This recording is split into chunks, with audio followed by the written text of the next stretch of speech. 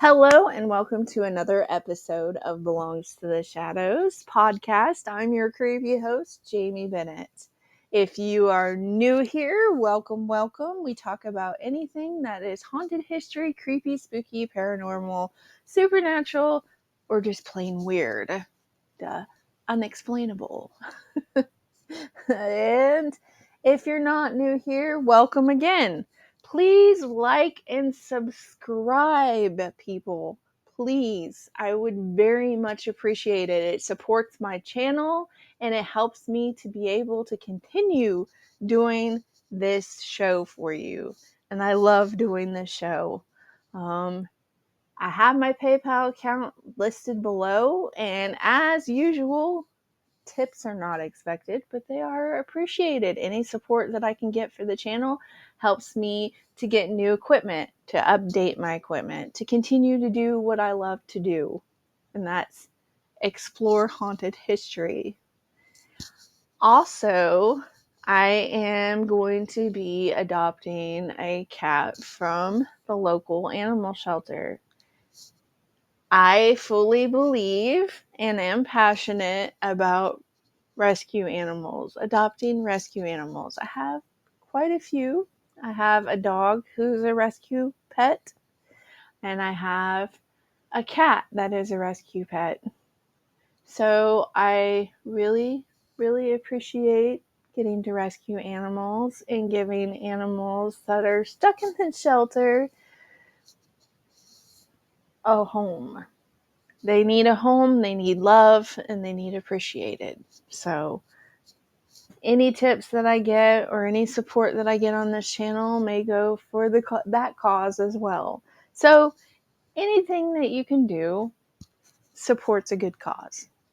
Or if you just want to listen to my voice and listen to me mispronounce things as usual, then feel free to do that.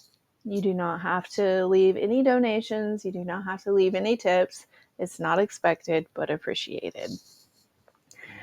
And you can catch my Belongs to the Shadows show program on, if you're watching this on Star Raven Studios Network YouTube page, you can catch some of them there, or you can catch some of them on Cosmos Creative Television. Shout out to that YouTube page. Anyhow, let's continue on. I'm going to be talking about Marie Laveau, the Voodoo Queen of New Orleans. I know that is not a new subject. That is not a new story. That there have been books written about that amazing human being. There have been TV shows, movies, you name it. It's probably been done. But I have always been intrigued and fascinated with the story of Marie Laveau, because I don't think it's just a story. I think that it's the truth, and I have nothing but respect for her. And if any of you ever get the chance to visit her final resting place, please leave her gifts. Be respectful and leave her gifts. That's what I ask. And that's what they ask whenever you go and visit her. Leave her flowers, leave her gifts, leave her trinkets, and be respectful. So, as always, I like to give credit where credit is due. So, I'm going to be reading all this from different websites, and I will try to link them below so that you can go and explore those websites for yourself, because I'm not going to tell you everything that's on the page. And this first one is from hauntedhistorytours.com. They are the number one rated haunted history tour company in New Orleans. So you can actually book a tour with them. Not sponsored by them, by the way, but we will link them below so that if you're ever in New Orleans, then you can book a tour with them, and that would be incredible. I have been to New Orleans. I did some mission work there with my university, and we actually worked at Project Lazarus and worked with the residents there and cleaned up the fountains and did yard work. And it was really fun because I got to meet some very interesting human beings there. And One of them actually worked at the House of Blues and got me and a couple of my friends tickets to go see the Vines. So that was pretty cool. And that courtyard at Project Lazarus was actually donated by Anne Rice and Rosie O'Donnell. And I always thought that that was awesome that they did that. So shout out. um, anyhow, Marie Laveau is known as the Voodoo Queen of New Orleans. She is legendary. She is legendary because of this and remains one of the most enigmatic and influential figures in American folklore. She was said to be a powerful practitioner of voodoo and a devout Catholic, as well as a shrewd businesswoman. She ruled the spiritual landscape in New Orleans in the 19th century. Her life and legacy was said to continue on, and it continues to captivate historians, spiritualists, and tourists who visit her rumored final resting place in St. Louis Cemetery Number 1. So I always thought that that was interesting. You might hear me take a drink of my soda, sippy, a little ASMR for you. My throat is dry. I live in Georgia, and the pollen is horrible. Let me tell you, it is horrible. Anyways, I always thought that that was interesting that her final resting place is said to be in St. Louis, Missouri, because you would think that would be in New Orleans, but it's said to be in St. Louis, Missouri, and I'm from the St. Louis, Missouri area. Maybe that's why I am so fascinated with anything that has to do with Marie Laveau. Incredible human being. Her early life and background. So Marie Laveau was born around 1801 in New Orleans, Louisiana, to a Creole mother and a free man of color. As a mixed-race woman in the town of Antebellum, Louisiana, she was part of a unique societal class that had more freedom than enslaved African Americans, but fewer rights than white citizens. Her lineage blended African American, Native American, and French influences. This shaped her spiritual practices. Little is known about her early years, but she was raised in the Catholic faith, a tradition that was later incorporated into her voodoo rituals. She married a man by the name of Jacques Paris, a Haitian immigrant in 1819, but he mysteriously disappeared or died soon after. This led to her being known as the Widow Paris. She later entered into a common law marriage with Christophe Galapian, which with whom she had several children. The rise of the Voodoo Queen. By the 1820s, Marie Laveau had established herself as a powerful voodoo practitioner, the Voodoo Queen. At the time, voodoo was a blend of African spiritual traditions, Catholicism, and indigenous beliefs. It was both feared and respected. Laveau rose to prominence by combining religious devotion with practical magic. She used charms, potions, and rituals to help people with love, business, and legal matters. So see, she's not bad. She wasn't a bad person. She was helpful. Her influence extended beyond the voodoo community. She worked as a hairdresser, catering to the wealthy white elite of New Orleans, which gave her access to their secrets. It is said that she used this knowledge to strengthen her power, offering spiritual guidance as well as remedies tailored to the needs of both the rich and poor. One of the most famous rituals that she did took place at Congo Square, where enslaved and free people of color gathered on Sundays. Laveau would lead large ceremonies featuring drumming, dancing, and spirit possession. These events reinforced her reputation as the supreme voodoo queen, the supreme voodoo authority in New Orleans. The myths and legends of Marie Laveau. Her legend grew over time, and many stories blur the line between reality and myth. Some say she could be in two places at once, while others claim she lived for over a century.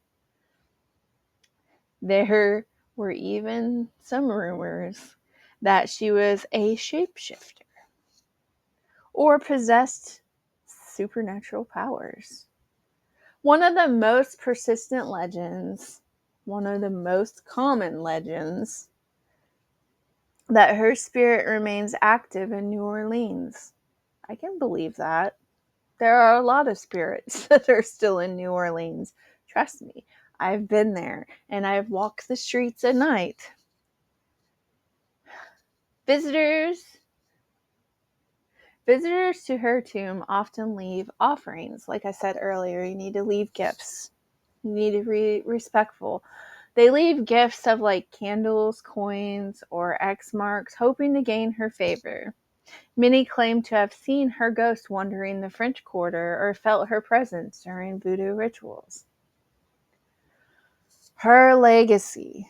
Marie Laveau passed away in 1881, but her influence endures. Her daughter, also named Marie Laveau, like I said, legend continued, reportedly continued her mother's work through historical records, suggests that the legend of the second Marie Laveau may have been an exaggeration. Today, her name is synonymous with New Orleans voodoo. Yeah, most definitely. She has been depicted in literature, music, and film, inspiring characters in American Horror Story. That's what I was thinking of when I was talking about movies.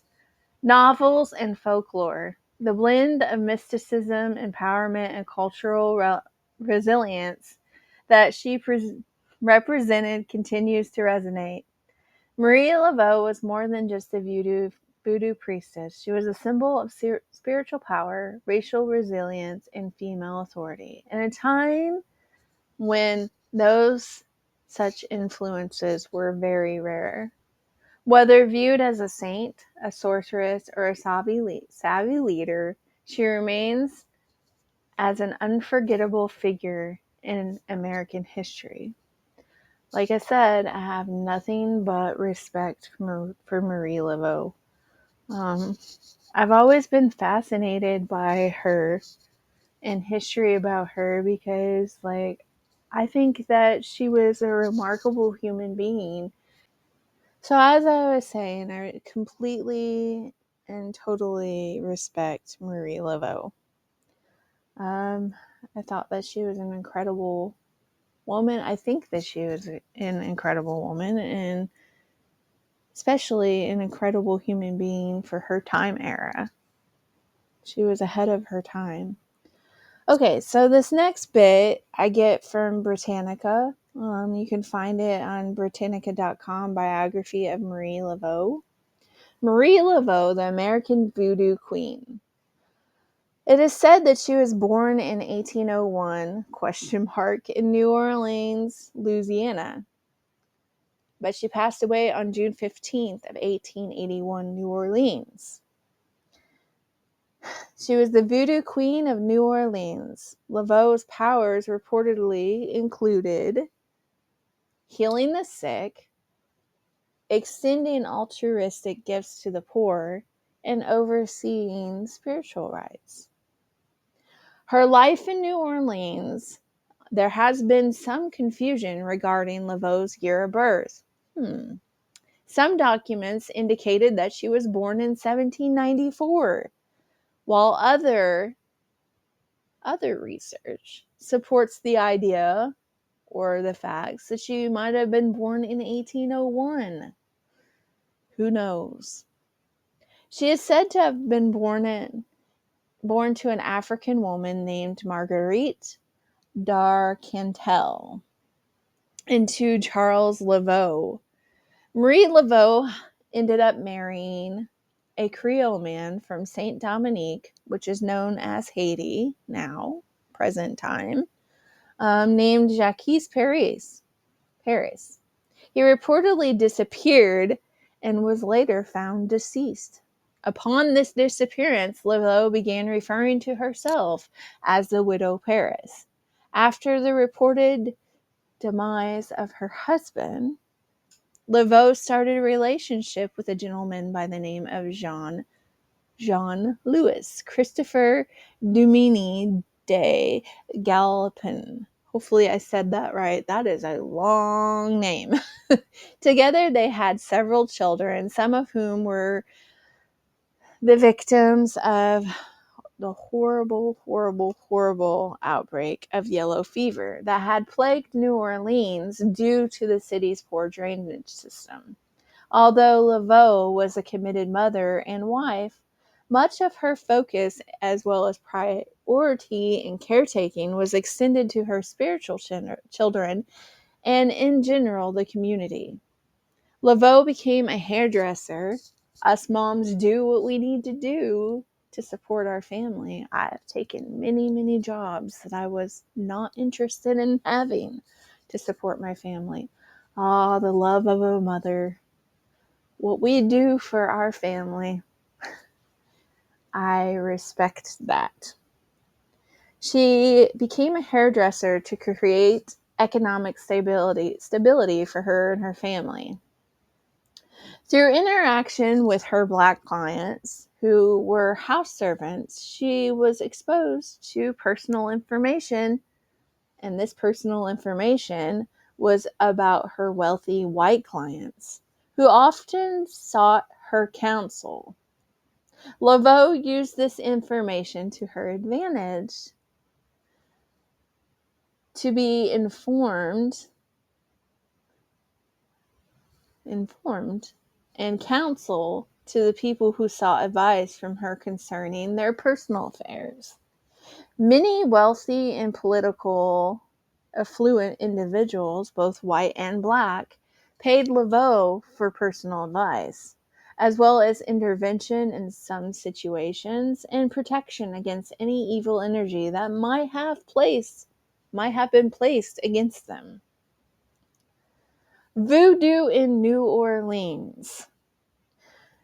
Voodoo was a religious system and is a religious system that was derived from the spiritual practices from Dahomey, the historic western town, or Western African kingdom, I should say, located in what is now Benin. Voodoo is actually a Fon word that means spirit or deity. Voodoo was transported to the United States during the transatlantic slave trade. The African religion was brought to New Orleans first by the initial group of enslaved Africans from West Africa. After the revolution in Saint Dominique, 1791 through 1804, another wave of African people brought their religion to New Orleans. The Voodoo tradition was then strengthened and reinforced by the free and enslaved African community of New Orleans. It is important to note that the practice of voodoo in New Orleans is not the purest manifestation of voodoo or of this religion. It was known in Dahomey. Also, it is not the same religious system that is observed in Haiti. So keep note of that. It's not the same. There are two different religions. Saint Dominique was isolated, and their religious as well as cultural practices were maintained and sustained. However, In New Orleans, the Voodooists had to adhere to strict European laws, codes, and oppression associated with enslavement. Voodoo was often under a lot of scrutiny by the public, officials, and the law. Nevertheless, Voodoo held a strong presence in New Orleans throughout the centuries. It still holds a strong presence there. And the Voodoo ceremonies as well as activities took place at various sites around the city. Voodoo in New Orleans consisted of root work and gris or juju. People would seek out conjurers or other spiritualists for spiritual intervention, as well as protection in their daily affairs. These favors ranged anywhere from love, conjuring love, to political influence. Although most workers used their powers for positive forces, there were some who did not. Shame on them. It was probably the work of this small percentage of people that was sensationalized by people outside of the religion. This aspect of the religion became known as hoodoo, and it is often the basis for misconception that the public has about voodoo. So, see, do your research, people. You do not want to mess with anything like this unless you understand it, because you could get harmed, and there are a lot of misconceptions. A lot of people hear the word voodoo and they automatically think evil. Hopefully, me telling you about Marie Laveau and the history of voodoo today will help you understand it a little bit better. The Voodoo Queen. Said by some to be the granddaughter of a powerful priestess in Saint Dominique, Laveau reportedly had a familial background in African spirituality. She was drawn to religion after the death of her mother. She underwent the tutelage of Dr. John Bayou as a well-known Singalese conjurer, root worker. I can't pronounce that. I apologize. Infamous for mispronouncing things. She did not take long to dominate the culture and society of voodoo in New Orleans. As a queen for several decades, Laveau was mother to many. People had sought her advice for marital affairs, domestic disputes, judicial issues, childbearing issues, finance, health, as well as good luck. Laveau would in turn counsel her practitioners by supplying them with advice as well as protective spiritual objects such as candles, powder, an assortment of other items mixed together to create a gris. As Queen Laveau predominantly orchestrated rituals at three main sites: her home on St. Anne Street, Congo Square, and Lake, here we go, Pontchartrain. Yes, gold star for Jamie because I pronounced it right. Oh, goodness. Infamous for mispronouncing things. It's awful. It's awful. At her home in St. Anne Street, however, Laveau would converse with clients who would meet with her regarding any issues that they were having.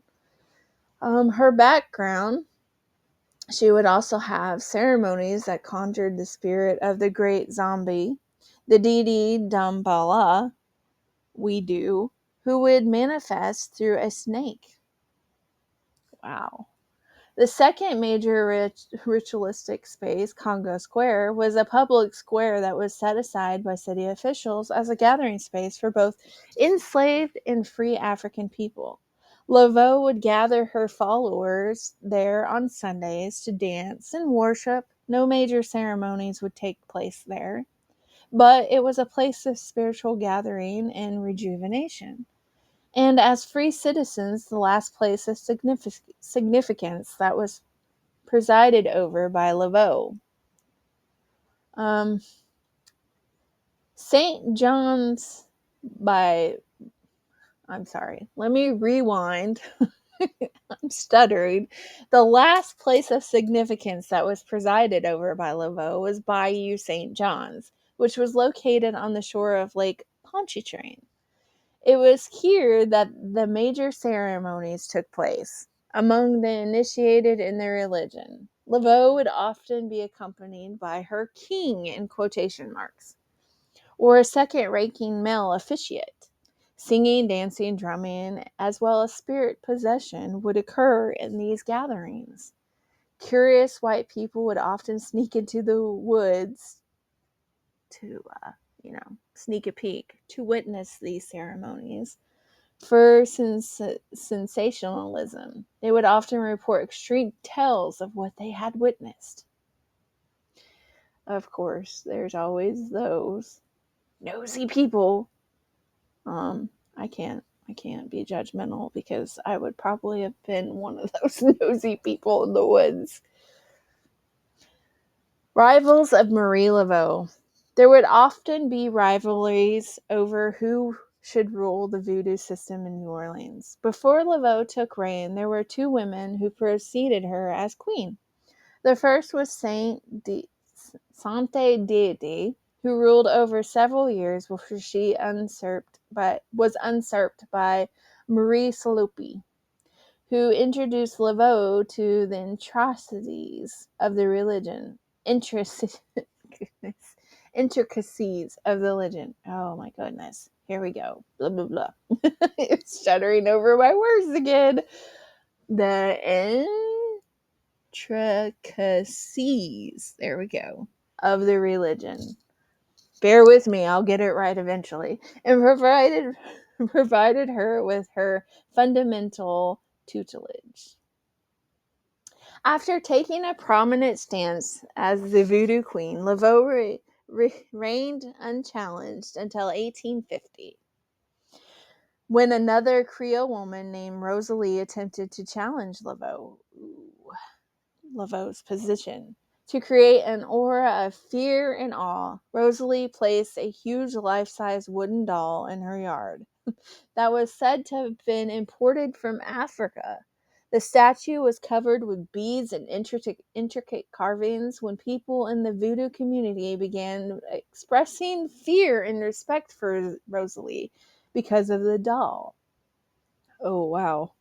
Laveau stole the statue. She was taken to court by Rosalie, but used her persuasive powers to influence to have the doll permanently removed. There were several other root workers and voodooists who gathered mild attention during Laveau's reign. Wow. That's interesting. That is very, very interesting. And like I always say, I am reading these with you, to you, for the first time. So I'm hearing about this as you're listening. That's probably why I mispronounce things all the time. I really need to work on that. But then you guys wouldn't get a laugh when I mispronounce something. So it is what it is. It's organic. Survival of voodoo. During the later years of her life, Laveau had to move her practices across the Mississippi River to the area of New Orleans known as Algiers. Algiers was the first point of arrival for the enslaved African people in New Orleans, and it also was the birthplace of voodoo in New Orleans. After Laveau's death in 1881, voodoo in New Orleans lost a great deal of its adherents. As more people began assimilating economically and socially, the need to depend on the ancient rites as well as traditions of the old-time religion decreased. Voodoo began taking on new forms, becoming incorporated into other religions. Look, here's the St. Louis part. Laveau was buried in St. Louis Cemetery No. 1. Each year, thousands of visitors flock to her tomb and adorn her plot with spiritual regalia, candles, as well as money, flowers, and assorted personal items.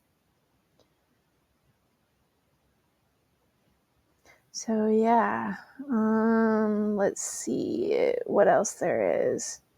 It goes on to tell you more about like the New Orleans massacre of 1866, and then it tells you about voodoo.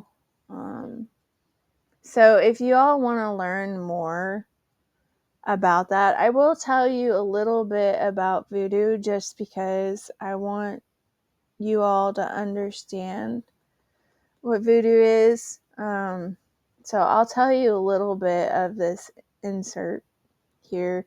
Voodoo, which is spelled on here Vodou, which is how it's spelled, the Haitian religion of voodoo. It was a traditional, and it is a traditional Afro-Haitian religion. It represents a syncretism of the West African Vodun religion, Roman Catholicism by the descendants of Domine Congo Yoruba, and other ethnic groups who had been enslaved and transported to colonial Saint Dominique, known as Haiti.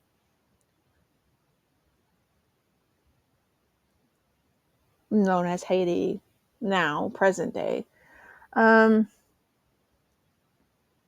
The word voodoo means spirit or deity, like I told you earlier, in the Fon language of African kingdom of Dahomey, now Benin, Benin, Benin. Voodoo is a worldview encompassing philosophy, medicine, justice, as well as religion. Its fundamental principle is that everything is spirit. Humans are spirits who inhabit the visible world. The unseen world is populated by Iwa spirits and mysteries. So it goes on to explain more, and then it starts telling you a little bit about the Christian Bible.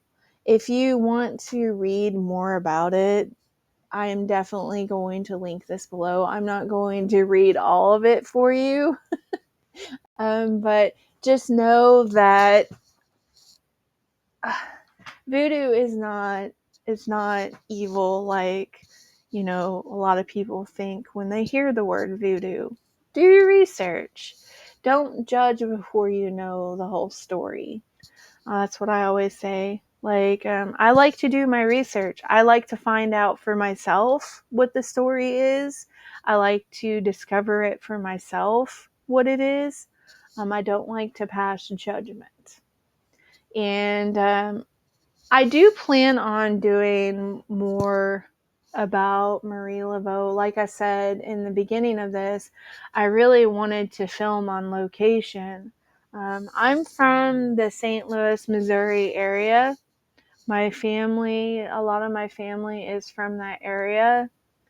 And I don't remember if I had actually seen Marie Laveau's final resting place. I might have when I was a child and just did not know the significance of it. Might explain why I'm so fascinated by the story of Marie Laveau. I just think that she was an incredible human being that was way ahead of her time, like I said earlier. And, you know, I just think that religious history dealing with witchcraft, voodoo, all of that is interesting. It's fascinating because it is a significant part of our history. Marie Laveau is a huge part of our history, a huge part of New Orleans history. And I think it's important to research our history, whether it's haunted history or not. I find it to be fascinating. I love going to old cemeteries and exploring and seeing the names on the headstones. I like seeing the different shaped headstones. I've said it before on some of my Belongs to the Shadows episodes, like TV show episodes, in the past, that I live in Northwest Georgia, and we have a cemetery here. Gosh, I can't pronounce things. Goodness gravy.